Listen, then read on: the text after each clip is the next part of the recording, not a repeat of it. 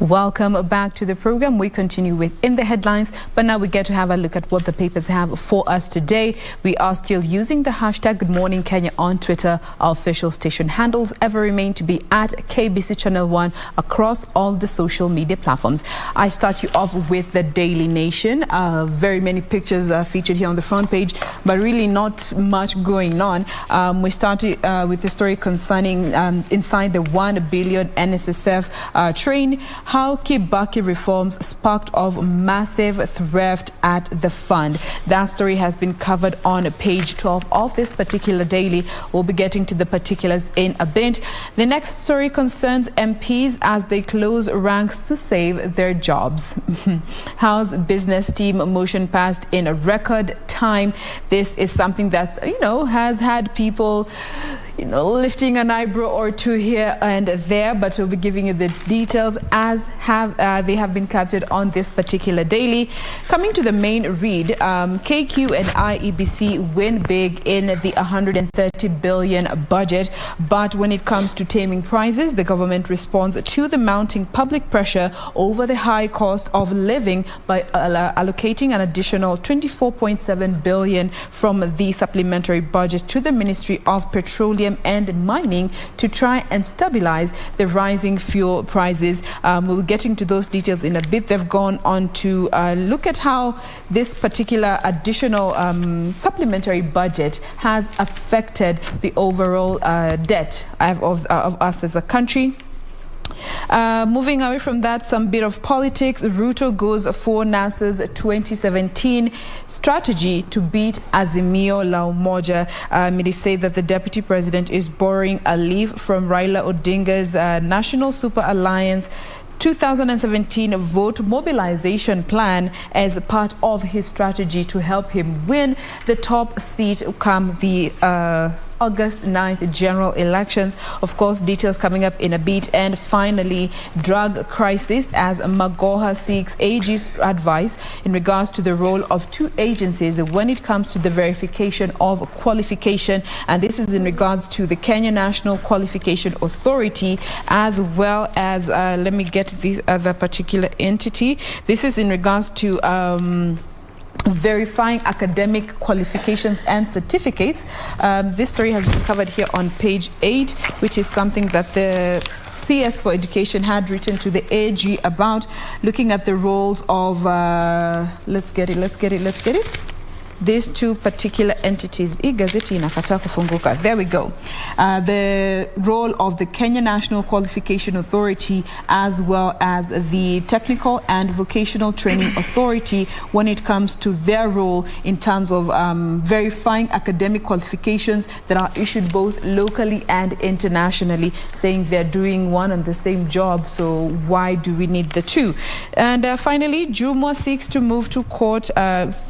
move case to magistrate. Malindi MP Aisha Jumwa, who is facing murder charges for killing of an ODM supporter, wants to exhaust all appeal channels. That is basically the front page of the Daily Nation for you this morning. Stephanie. All right, let me take you through the Star. And much of it is politics. The front page reads, Musalia Raila in bitter war over Uhuru support. And we get this on page 4 and 5, where a fresh war of words has erupted between the ANC leader Musalia Mudavadi and ODM boss Raila Odinga over claims that the state is bankrolling the Azimio la Umoja campaigns. But the allies of Raila have come out to affirm that the financial to affirm that the campaigns are not being run by the state support. And in a bare-knuckle response, the troops termed Mudavadi in a political paper tiger grasping at In a bare-knuckle response, the troops termed Mudavadi a political paper tiger grasping at straws amidst a disastrous political anti-climax. On page 3 here, we have some a cartoon of the UDA leader, that is Uhuru, if you can see it. Beside him, we have the NC leader, Musalia Mudavadi, and Ford Kenya leader, Moses Wetangula. And there's a question that they're asking, so what are we? And then on the screen there, the UDA chair, that is Johnson Muthama, says, just friends. Well, this is obviously after the UDA chair announced that there's no coalition agreement with ANC and Ford Kenya, and they're currently just operating on a basis of friendship.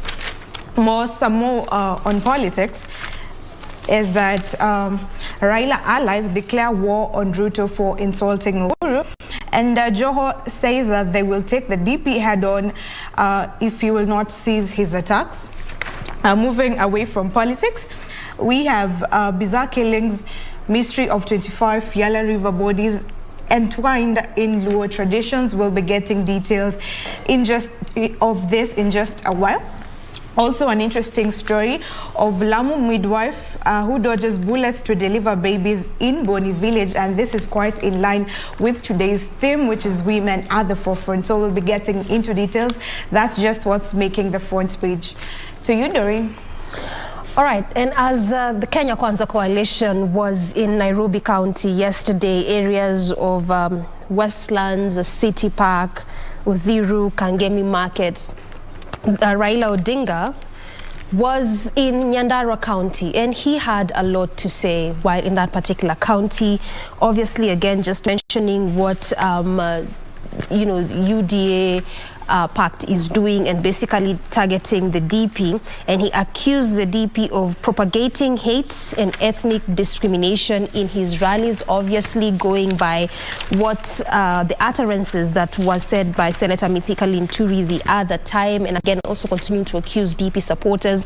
But away from that, he also went ahead to continue popularizing his bid, and like I mentioned, he had a lot to say in that particular county. Obviously, we know that areas of Nyandarua, Maimahiu still forms a bigger chunk of Kenyans who are what we call the internally displaced, and he promised that if he is elected during this year's general elections, he will ensure that the victims of the 2007-2008 post-election violence are resettled back to their lands. He also talked about the 6,000 stipend, which is said to be given to young adults, or if you made the youths, as well as widows and single parents, and also outlined how that will be done if he gets elected as president. And again, also talked about the issue of unemployment, saying that over 700,000 people are the ones who can actually get employed at one time. So what happens to the 300,000 youths who get to graduate and leave college at the same time? So this is why he talked also about creation of employment as well as the 6,000 stipend. All that happened while he was in Nyandarua County yesterday. And the ministry is set to intensify campaigns to enforce COVID jab measures. Remember, this was a conversation last year whereby the ministry was talking about barring Kenyans from accessing services because of not being vaccinated. Well, it seems the ministry is set to intensify these campaigns beginning tomorrow, and this is just to enforce measures that barring Kenyans who have not received the COVID jab from accessing services. As it was noted by the CS Health, that is Kagwe, he stated that casualties of the COVID-19 attack in the last couple of weeks have essentially been persons who have not been vaccinated, and this is why they're set to intensify these campaigns just to ensure that Kenyans get vaccinated against COVID-19. And again, also, if you can remember when we talked about Kenyan nurses doing that test so as to be able to receive the training, that was the English test, and a good number of them failed. Well, away from the ones who failed, the ones who passed those tests are set to, in fact, they actually began those trainings yesterday, and that particular training involved 300 nurses. So as of yesterday, there were 25 physical students in class, and 250 others were taking that learning virtually. This learning is actually going to be taking place, or is still taking place, at the Kenya Medical Training College, and it's just in a bid to ensure they get to learn the English language. This is all in a bid to try and make sure they get eligible to work in the UK, that is the United Kingdom healthcare sector. Like I mentioned, that particular training began yesterday. And also, Kenya proves HIV fight can be won. This is after the campaigns, which began in 2015, being dubbed as the 90-90 target. So the 90-90-90 target looks something like 90% of all the people living with HIV will be able to know their status. 90% of all those with diagnosed infections will receive sustained ARV therapies, and 90% of all patients receiving ARV therapy will have viral suppression. So as of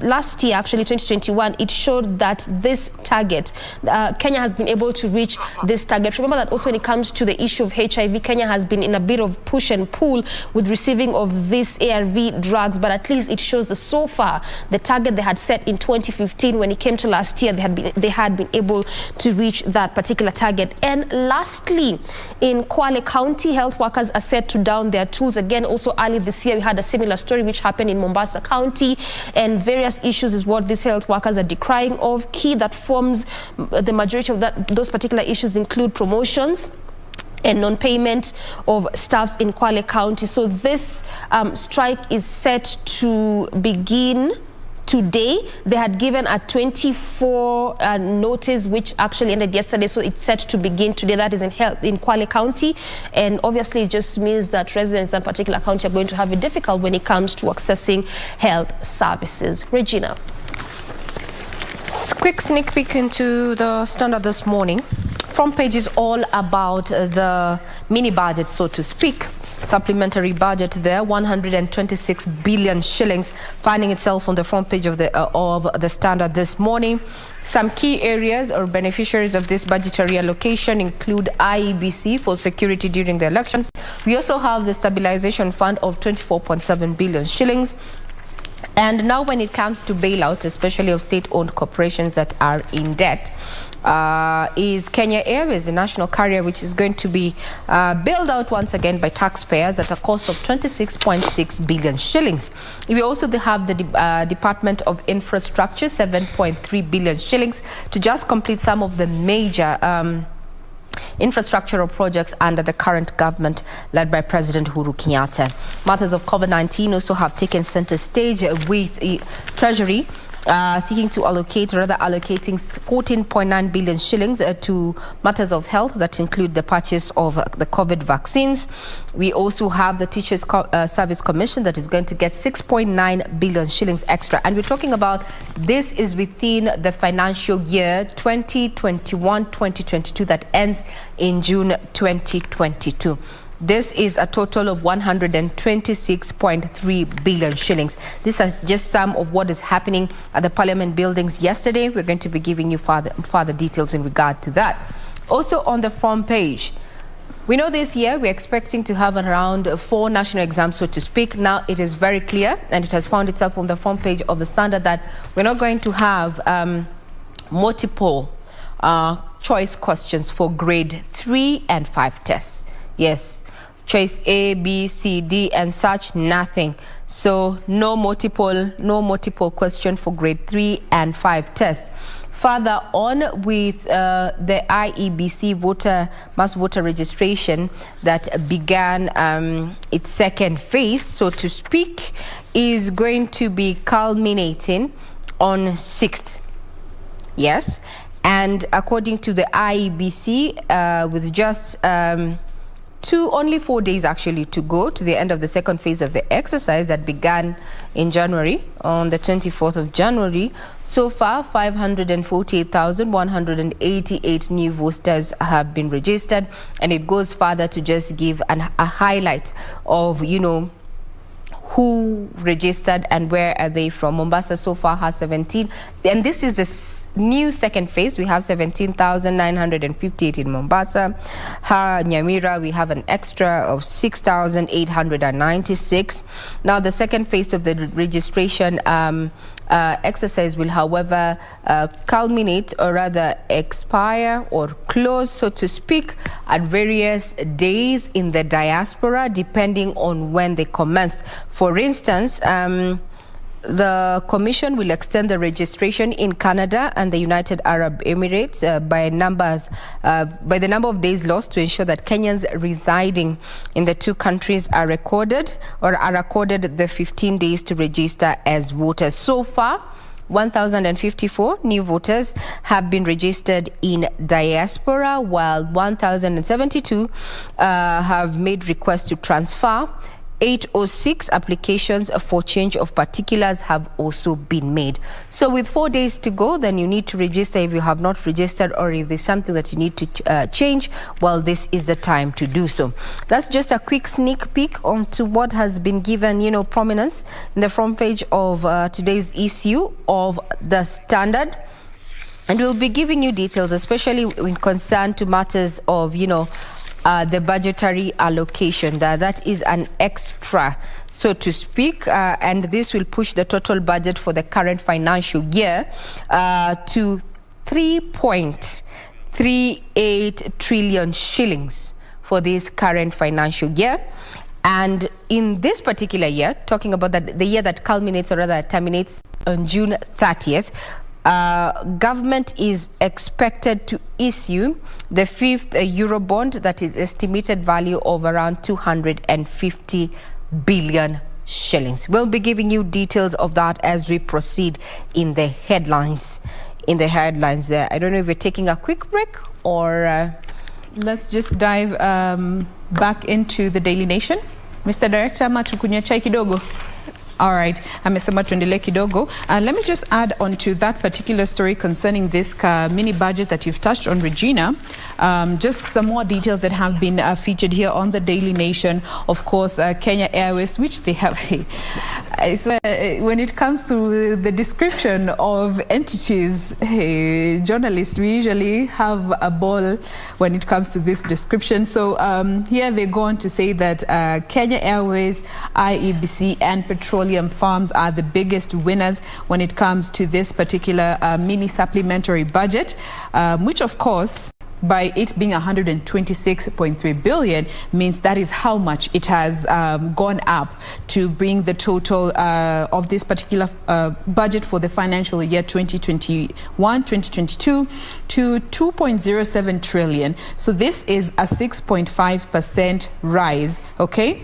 And according to what has been said in regards to what this mini budget is going to cater for, this money is going to cater for the August 9th general elections preparation. We have the post-coronavirus pandemic-related government interventions. It will also cater for drought, settling pending bills, salary adjustments, the KBC infrastructure, and changes in development partners funded projects. So that is just the additional information that has been featured here on this particular daily. But of course, you can go ahead and grab and just get to read more stories that have been featured, or rather how the stories have been approached on the different dailies. Now, I bring you back to this particular story concerning Ruto going for NASA's 2017 strategy to beat the Azimio team. Let me quickly fold my paper. We do not butcher the paper. So Ruto borrows from NASA's 2017 strategy, and this is part of what his team has been working on. So he's borrowing a leaf from Raila Odinga's NASA 2017 vote mobilization plan and campaign team as it gears up for the general elections. Speaking to this, Mr. Nanok was saying that we have campaign committees across the country in every polling station. This is something that NASA did back in 2017, where they had one of their team members at each and every polling station. But according to the law according to the election laws, a polling station should not have more than 700 voters. And of course, each party can have its own agent at this particular station. So that is what they are going for. Just ensure that nothing goes wrong. And they are said to have borrowed this from Raila Odinga's strategy back in 2017. And on the other hand side, we also have trouble for Ruto as Western and in Western as ANC and Ford Kenya lose MPs because they say that they were quote unquote never consulted by Mudavadi and Wetangula before they decided to switch camps. So they say the problem is that Musalia and Wetangula never consulted the community. They made a unilateral decision, and the backlash they are witnessing now is of their own doing. All right. So the two parties risk being swallowed completely by UDA because, you know, they did not consult the people to understand where they stand in regards to their opinion when it comes to joining hands with UDA. So that is what, those are the stories concerning the Deputy President here on this particular daily. Stephanie. Okay, so let's get back to the Star. And before we get into details, I'd like to issue an apology. I had mentioned the UDA leader as Uhuru Kenyatta instead of Honorable William Ruto. So my apologies for that. Let's get into the stories. The story on the bizarre killings mystery of 25 Yala River bodies entwined in Luo traditions. We get this on page 8.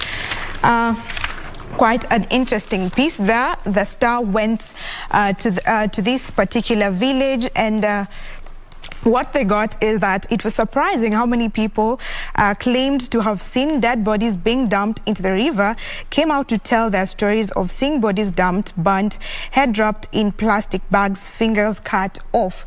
Well, in Luo tradition, apparently dictates that if you see a human body in the river, you must look away, get out of the water, and throw a branch or a leaf to flow down the river with the body emptying into Lake Victoria. So probably this is why most of them saw the bodies and did not report it or say anything about it, because of the tradition. And Mary Akech, 103 years old, a custodian of Luo tradition, shed more light on the dark happenings, and she said that though the tradition is slowly dying off, many people still practice it. She continued to say that if you saw a dead body, its spirit would expect you to rescue it from the river.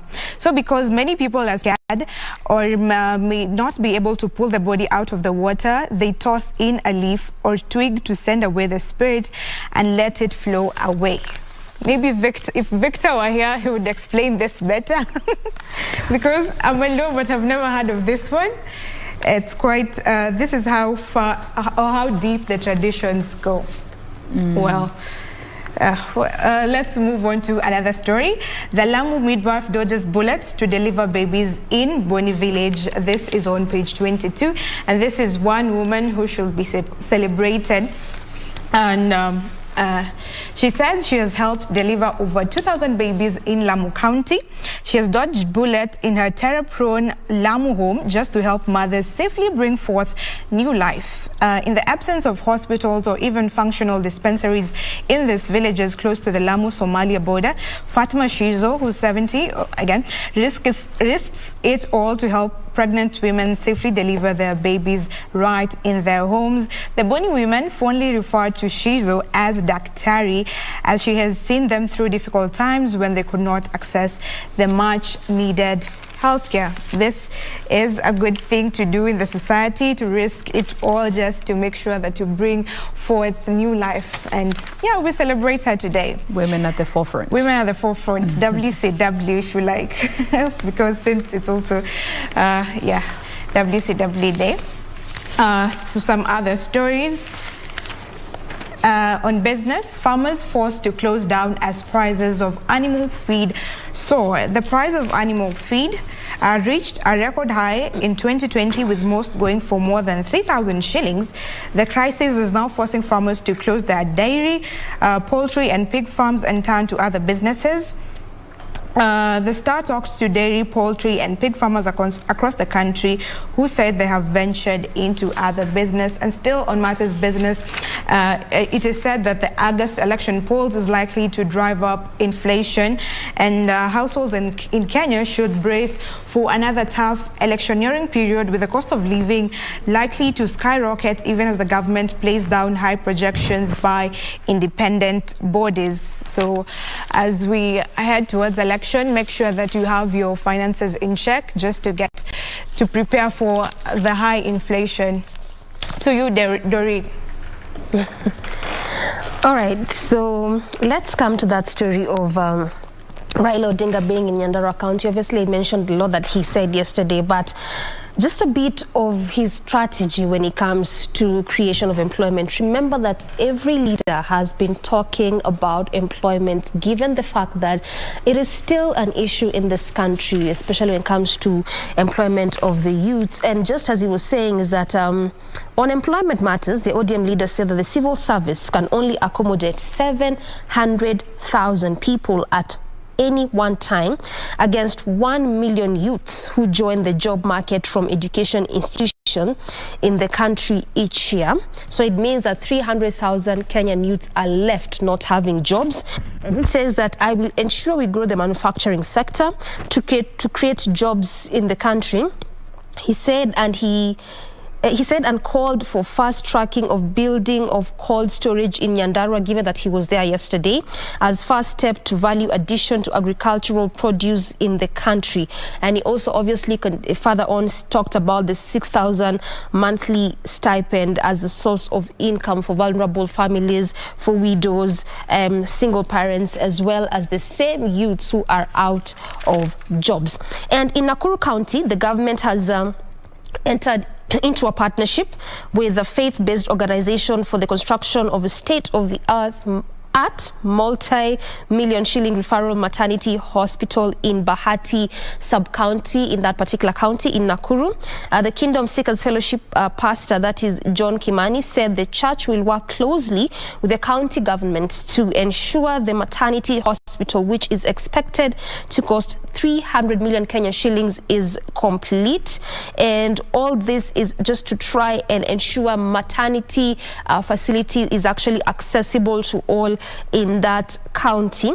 The facility is estimated to have a total of 120 bed capacity, which will have both a private and open wing. So once this is complete, clearly it's going, it's just good news for women in that county, that is in Nakuru County. So as that is happening in Nakuru, in Laikipia County, about 1,500 households are set to benefit from 100 million water project. This is as mentioned by the Deputy County Commissioner, that is Joshua Marete. This particular project was actually being done by the communities, so by the community in that particular area, but it took a total of 16 years. It stalled a bit because of financial issues, but over in the last 2 years it was taken up by the government, and this is how they have been able to complete that project. They have also just chosen various areas in the county of Laikipia who are set to benefit from this project, and part of those areas is what forms the 100 households who will benefit from that water project in Laikipia County. Ray.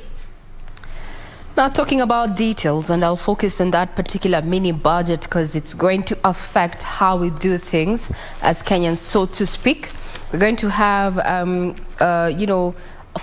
government is going to be focusing more on matters of the general election, and that is, security of it. There's been a question there by the electoral body that has been saying that, they are underfunded, and this might actually affect their mandate, given that this is election year.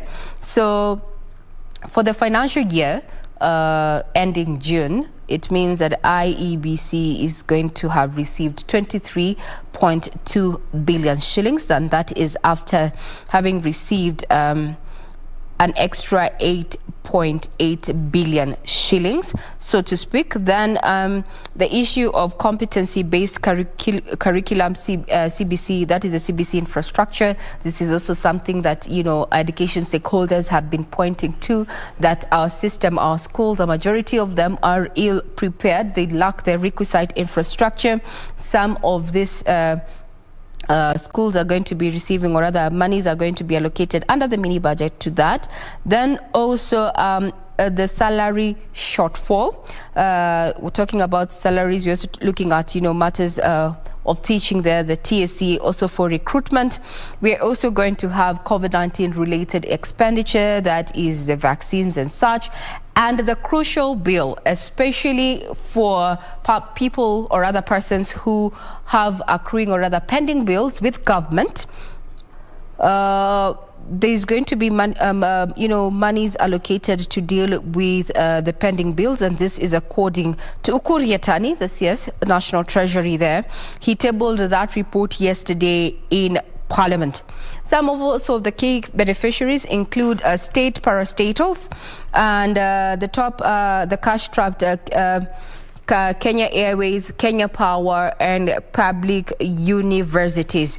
Talking about universities, we have the universities that have been are going to be benefiting from this particular allocation include the University of Nairobi, Kenyatta, and more universities who will get additional funding of 8.5 billion shillings. Other state-troubled corporations that will be bailed out by the taxpayer include Kenya Power, which will get 3.3 billion shillings, which will be used for restructuring.